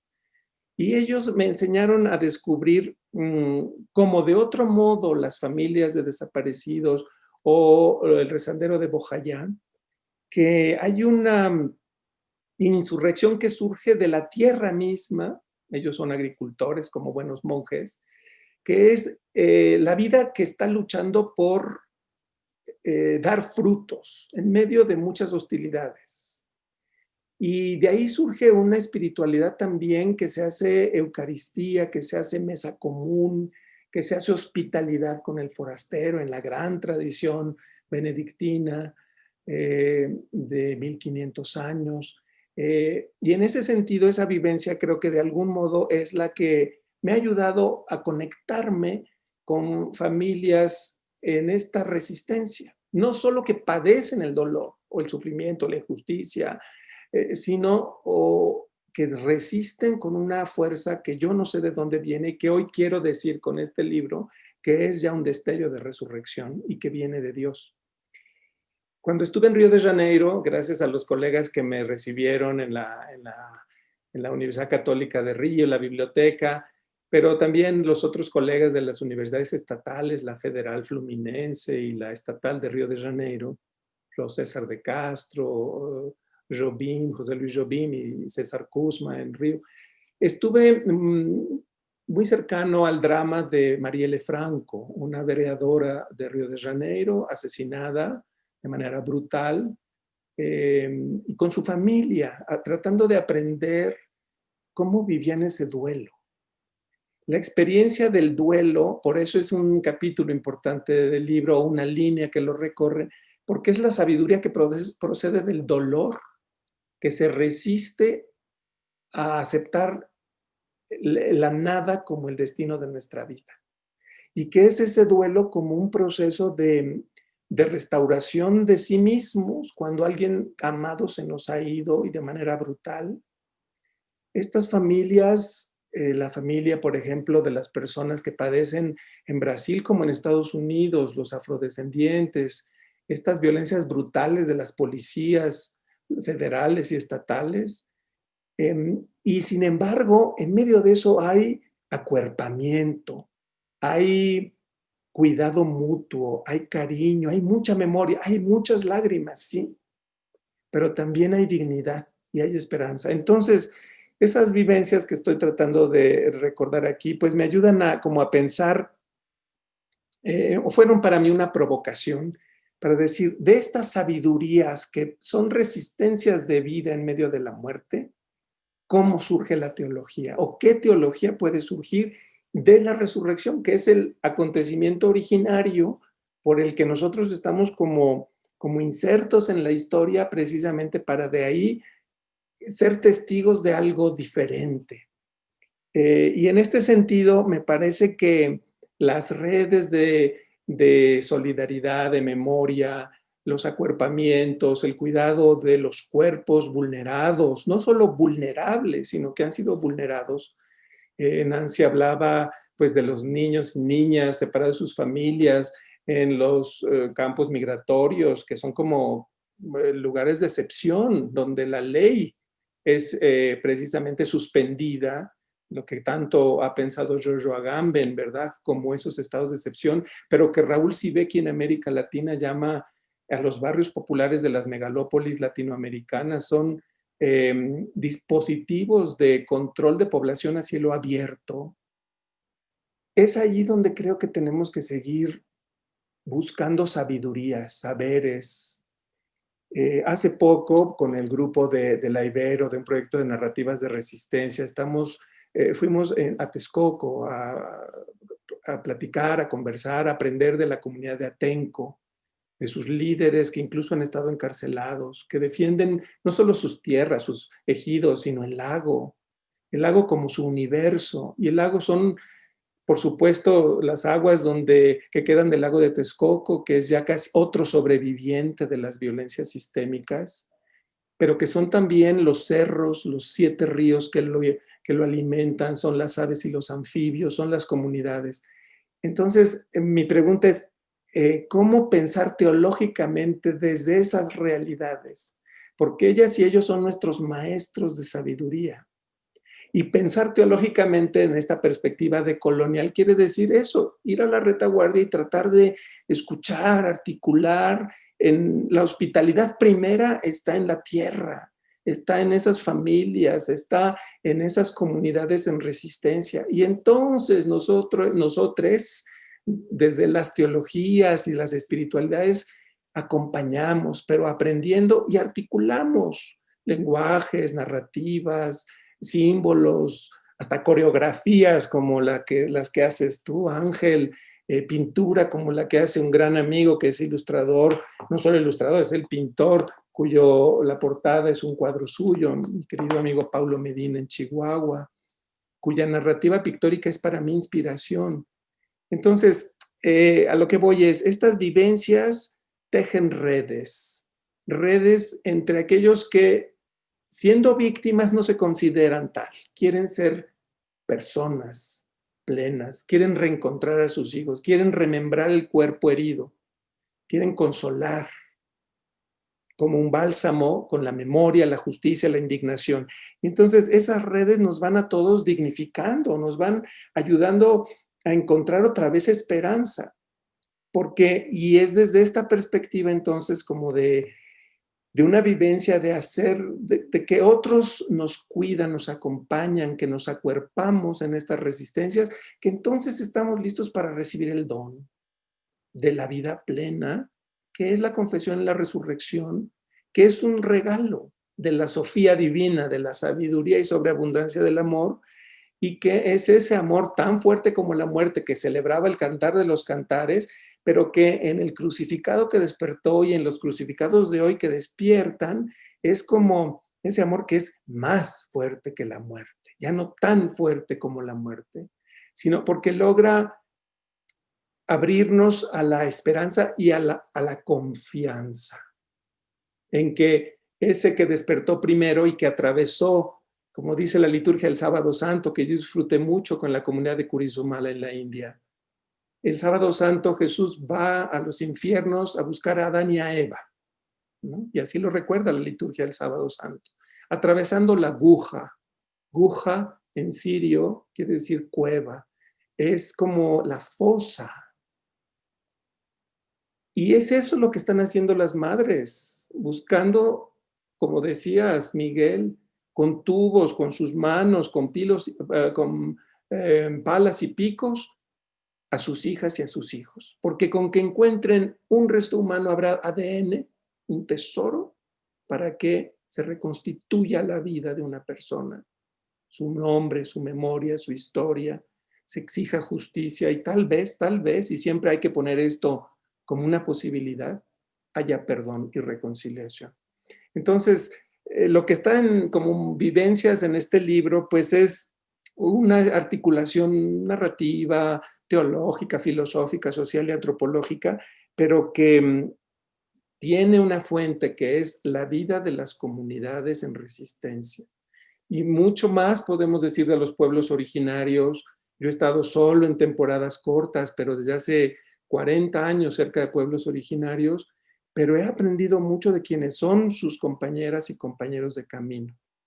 Entonces, para mí, solo puede haber por eso resurrección desde esta perspectiva de una insurrección, porque lo que hacen todas estas víctimas sistémicas que quieren dejar de ser víctimas es parir un mundo nuevo, es engendrar eso que son las contracciones del tiempo mesiánico, y San Pablo habla de los dolores de parto por los que llega el Mesías, pero todo pasa por el amor al prójimo, por aquello que Iván Illich y en memoria también de Jean Robert, todo este grupo tan extraordinario que yo pongo ahí, la Escuela de Cuernavaca, retomando una buena idea de Pablo Romo, querido amigo, y la Escuela de San Cristóbal de las Casas, son para nosotros dos fuentes que tenemos que aprender a conocer más. No solo citar a los grandes europeos y norteamericanos, sino también a nuestros propios autores y a los sabios y sabias de estas experiencias de resistencia. Y bueno, con eso termino porque el tiempo se va, pero ¿qué horizonte entonces yo alcanzo a ver con este libro? Es que la resurrección, sin negar, por supuesto, el sentido último de la resurrección, el día final, en el sentido de la metahistoria, que es una esperanza viva de la humanidad, lo que me parece que es importante, y sí es nuestra tarea, es poder hablar de resurrección desde el más acá, como bien señalabas, Agenor. Es una idea que me obsesiona desde hace ya muchos años, ese más acá que es, como diría Levinas, gran maestro, que todavía tuve la fortuna de escuchar en Friburgo y en París. Quiero pensar el ser, pero el ser que envejece y muere. Ese es el ser, la ontología de la alteridad. Pero aquí se trata no solo del ser que envejece y muere, sino que está en proceso de insurrección, anhelando la vida. Esto es pues lo que me he atrevido a compartir, y yo sé que una vez que entrega uno el manuscrito al director de publicaciones, que en este caso es Ángel, uno ya se desentiende sale de las manos, ya es como un ave que vuela por sí sola. Y bueno, serán ustedes lectoras y lectores, y bueno, Miguel Ángel, por supuesto que no solo es un lector de a pie o peatonal, sino que eres un lector que lleva en el corazón las preguntas, y te agradezco tus comentarios por eso, pero que sigamos conversando. Esta es la intención para mí de una presentación de un libro como este y tantos otros, pero es seguir conversando sobre aquello que a todos nos impele, y como diría Pablo de Tarso otra vez, es el amor del Mesías crucificado. Es un amor que no falla, el de las víctimas sistémicas que quieren buscar justicia, memoria, justicia, verdad, justicia siempre, y reconciliación. Y bueno, pues es lo que puedo ofrecer. Ya habrá ocasión para que en otros momentos podamos intercambiar. Yo creo que con eso es por ahora suficiente, y pues podemos pasar a los comentarios que a través del chat de Facebook o a través de lo que aquí hemos conversado podamos nosotros intercambiar. Muchas gracias. Muchísimas gracias, Carlos. Muy hermoso, sobre todo este testimonio de hacer teología, primero desde un lugar teológico, que es el de las víctimas, que es de las personas que tienen familiares de sobrevivientes, aquellos que son migrantes, las comunidades de Atenco, la comunidad LGBTI.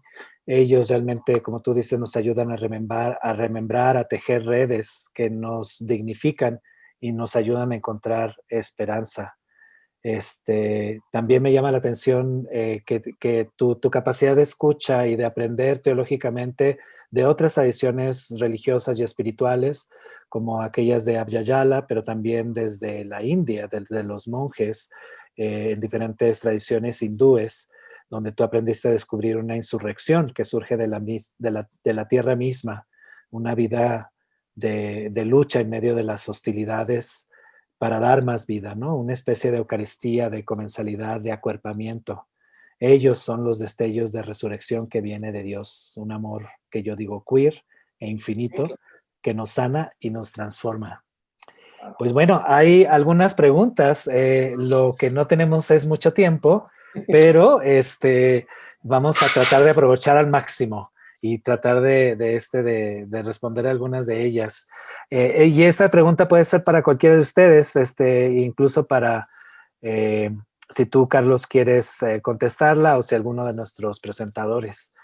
Esta pregunta, las voy a leer, las preguntas, y vemos por dónde nos lleva. Dice la resurrección es una categoría teológica propia de las mujeres, pues es cierto que el cristianismo se ha construido en el testimonio de las mujeres y de una tumba vacía. Me gustaría saber cómo estos dos elementos pueden ser resignificados ahora en nuestro contexto de necropoder patriarcal. ¿Qué quiere darnos a entender Dios con la resurrección de Jesús?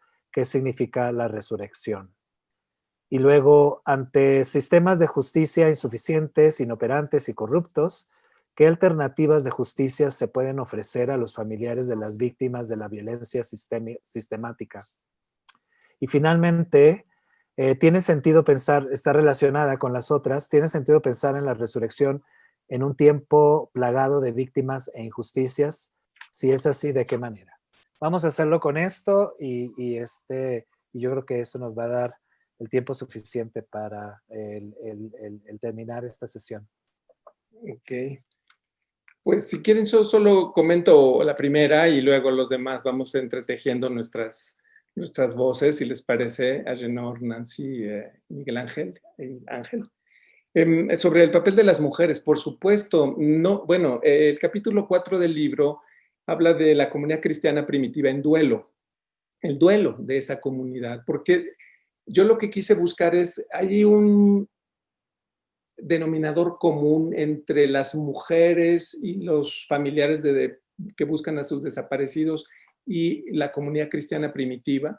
Y bueno, el denominador común es que les arrebataron a su ser querido y a Jesús con una muerte cruenta, y con un escarnio público y tortura, etc. Entonces, la comunidad en duelo de Jesús me parece un paradigma que nos puede ayudar a entender los otros duelos, antiguos y nuevos, de comunidades que precisamente lo que hacen es, de algún modo, reconstruir lo que ha destruido la violencia que les ha impuesto, en el caso de Jesús de Nazaret, el Imperio Romano y la religión del Templo de Jerusalén. Entonces, en ese sentido, el papel de las mujeres ahí es fundamental en el caso de la comunidad primitiva, porque son ellas las guardianas de esa memoria. María de Magdala a la cabeza, pero también otras mujeres que van al sepulcro. Según estudios exegéticos, es muy probable que al inicio de esa ausencia que dolía mucho, que del rabí asesinado, las mujeres eran las que conservaban como que esa rebeldía frente al destino de ese justo, injustamente ajusticiado. Entonces, el papel de las mujeres va a ser fundamental para la comprensión desde esa teología de las lágrimas, que ya los padres del desierto hablaban en esos términos, pero que ahora el Papa Francisco ha reactualizado en nuestro contexto más contemporáneo. Esas teologías de las lágrimas no solo es el llanto, el éxtasis, digamos que un discurso patriarcal aplicaría a las mujeres como en éxtasis, en histeria, fuera de sí, lo que fuese, sino que es una insurrección, un modo de rebeldía epistémica y espiritual frente a la muerte del inocente. Y las otras narrativas que se van tejiendo desde esa indignación, y este término es clave, es la memoria. Entonces vamos a contar su historia y vamos a vivir los valores que nos dejó la fracción del pan, y lo que en Galilea harán las y los discípulos una vez que Jesús ha sido asesinado. Y esta experiencia se va tejiendo entonces como el núcleo fecundo desde el que nace la confesión en la resurrección. Pero más que ser una idea de un triunfalismo en el más allá, es el papel de las mujeres. Y eso es lo que yo he visto en los movimientos sociales de familiares de desaparecidos. Son sobre todo las madres, muchas de ellas de tercera edad, que buscan a sus hijas y a sus hijos con una fuerza que no sé de dónde viene, incluso física. A pleno rayo del sol, buscando en una milpa, en un predio, en una cueva, en un pozo, algunos restos humanos. O yendo a reclusorios, o yendo a prostíbulos.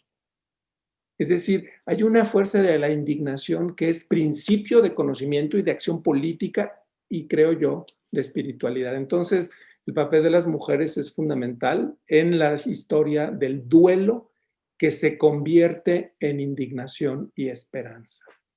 Es lo primero que me vino a la mente, pero les demás, las y los demás que quieran, por favor, adelante.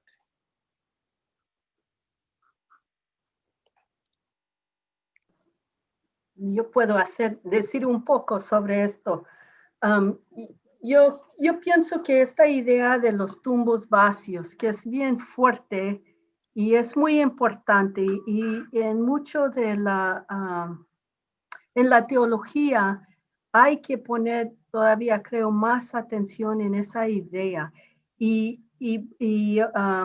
Elizabeth Schussler Fiorenza, ella maneja la idea de los tumbos vacíos y el papel de la mujer.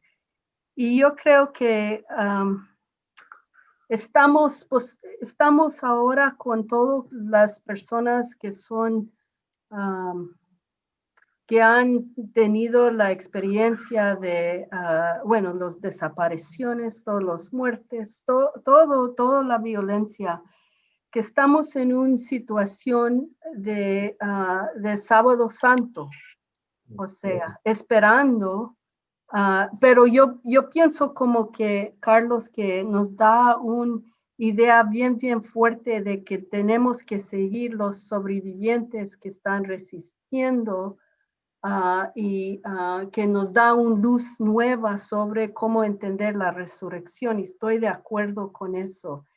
Y creo que el papel de la mujer, para mí, veo que estamos en un tiempo ahora en que tenemos que poner más atención en esto. Estoy escribiendo en este momento un libro que yo llamo, bueno, en inglés, Theologizing in an Insurgent Key, and Subverting Violence Against Women. Haciendo teología de los insurgentes, y trae esta idea de la venida de los insurgentes en México, en la Ciudad de México. Y creo que esa es una idea muy importante, y la mujer tiene un papel en eso.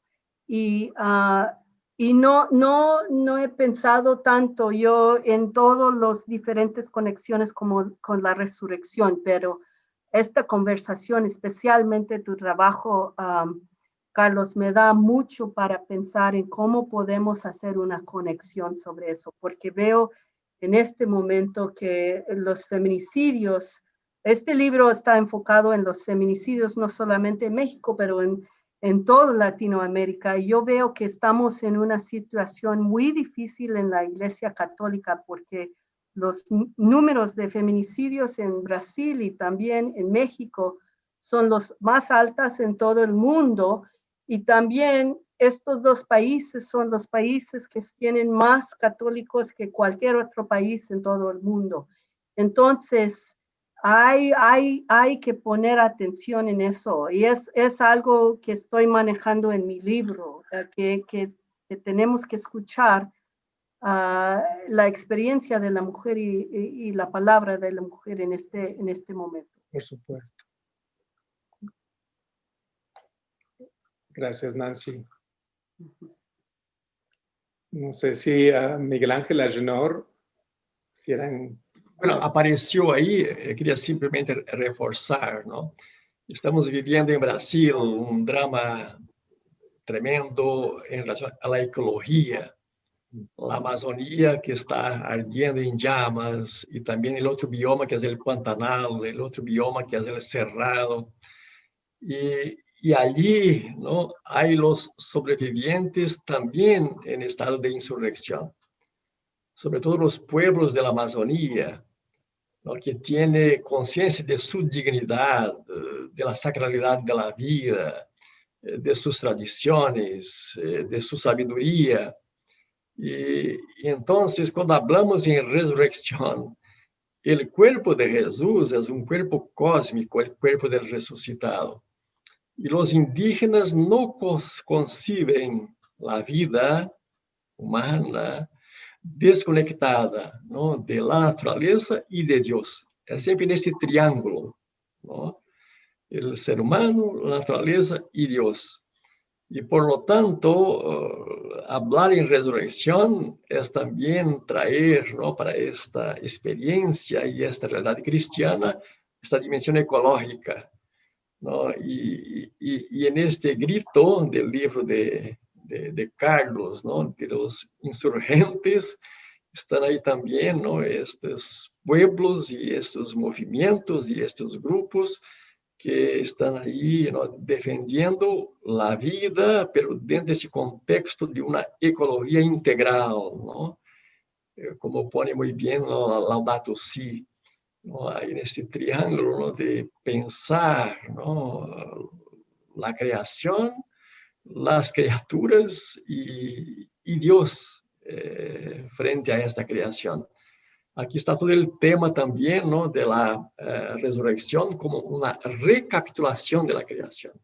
La redención como recapitulación, ¿no?, que es una clave de Pablo, ¿no?, y que hace entonces unir el plan de la redención y el plan de la creación. Y es la teología genuina de Ireneo de León, por ejemplo, ¿no?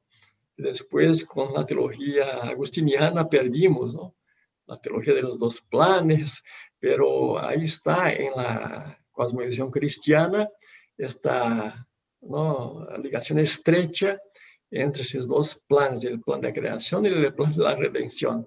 Y la redención que recapitula, y por lo tanto resurrección es pensar, ¿no?, el ser humano también en su casa común, ¿no?, como nuestros pueblos originarios son tan sabios, ¿no?, en nos recordar y enseñar esto.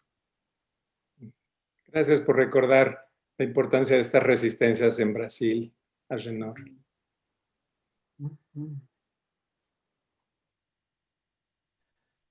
Miguel Ángel, Ángel, tal ¿quisieras? vez, ¿verdad? Ah, Que nos sí, quedan ya pocos minutos. quisiera Adelante. una idea sobre este elemento. La mujer es primer testigo, dice la tradición cristiana en la teología, primer testigo de resurrección. Son las mujeres. Y creo que en el libro incluso esta parte del Midrash del pozo de Jacob, ¿no? Esta escena de los diálogos cerca a la tumba como recuperación midrásica, presupone un encuentro, porque aún las mujeres en esta experiencia, es una experiencia que va a transitar a comprensión mayor. Se vive bajo confusión primero, no sabemos dónde lo habrán puesto, se han llevado a mi Señor, no sabemos dónde lo han puesto, y será a partir del encuentro con el Señor, mi amadísimo Maestro, ¿no? Otras expresiones, la que va a darle a la voz de las mujeres esta potencia de comunicación, de experiencia del resucitado. El midrash del pozo es un midrash también nupcial, es un midrash de fecundidad que presupone el establecimiento de una relación nueva del Señor Jesús también con su comunidad que estaba antes en duelo, ¿no? La voz de mujeres es esto, primer testimonio, y en lo otro, pues la esperanza, decías tú hace rato, es la única forma de construir una forma de inteligencia. Bloch dice en el principio esperanza que es una categoría del pensar, que no es un apéndice ni siquiera teologal, ¿no? Es una forma de construir racionalidad, la esperanza. Reformula el argumento anselmiano incluso, ¿no? El credo Udindelian lo pone como spero Udindelian, espero para comprender, ¿no? Creo que en ese aspecto la esperanza es la única opción, no tenemos otra opción. Gracias, Miguel. Y una esperanza activa, perdón, Ángel. No, muy bien, muy rica. Sí, nos recuerdan la cuestión de también la esperanza como una categoría epistémica y que también incluye al planeta, que tiene una dimensión ecológica, que tiene una dimensión donde la madre tierra no es algo externo a nosotros mismos, pero también algo que es intrínseco a nuestra vida y por lo tanto también nos enseña la resurrección, pero también nos invita a la protección, al bien común, incluso del planeta. Sí, Carlos. Una que me llegó de Aida Hernández, aquí directo a mi celular, pero una querida colega del movimiento de feminismos decoloniales, ella es antropóloga, ha trabajado mucho con familiares de desaparecidos, con mujeres en situación en cárcel, y ella dice, una pregunta provocadora, ¿se puede hablar de una teología decolonial si el conocimiento situado, yo diría hegemónico, se produce desde el cristianismo? Entonces, claro, hay que deconstruir ese cristianismo hegemónico, es lo que yo diría nada más, y eso lo podemos hacer volviendo a las fuentes, de la vida, de las resistencias de hoy y de la resistencia que implicó el cristianismo primitivo también, o que tiene el judaísmo en su versión mesiánica. Y yo creo que es allí donde efectivamente lo de colonial a todos nos pone en jaque, porque quiere decir de construir nuestras estructuras, nuestras prácticas de hegemonía, de control de imposición, y bueno, el cristianismo, una versión hegemónica es la que necesitamos de construir para ir a las fuentes, y las fuentes creo que puede ser esta resurrección como un relato de esperanza, como bien dices, Ángel, como una fuerza epistémica. Nada más ese comentario. Bueno, sí, es una gran tarea y yo creo que ahora que ya dio a luz tu libro, pues muchísimos lectores, lectoras y lectores vamos a beneficiarnos y a poder también leerlo, dialogar contigo y aprender a hacer teología junto contigo. Te agradecemos muchísimo tu generosidad en compartir este producto, este fruto de tu contemplación, de tu estudio, de tu pasión a todos nosotros, y va a ser definitivamente un gran impacto para la teología en general y la teología latinoamericana en particular.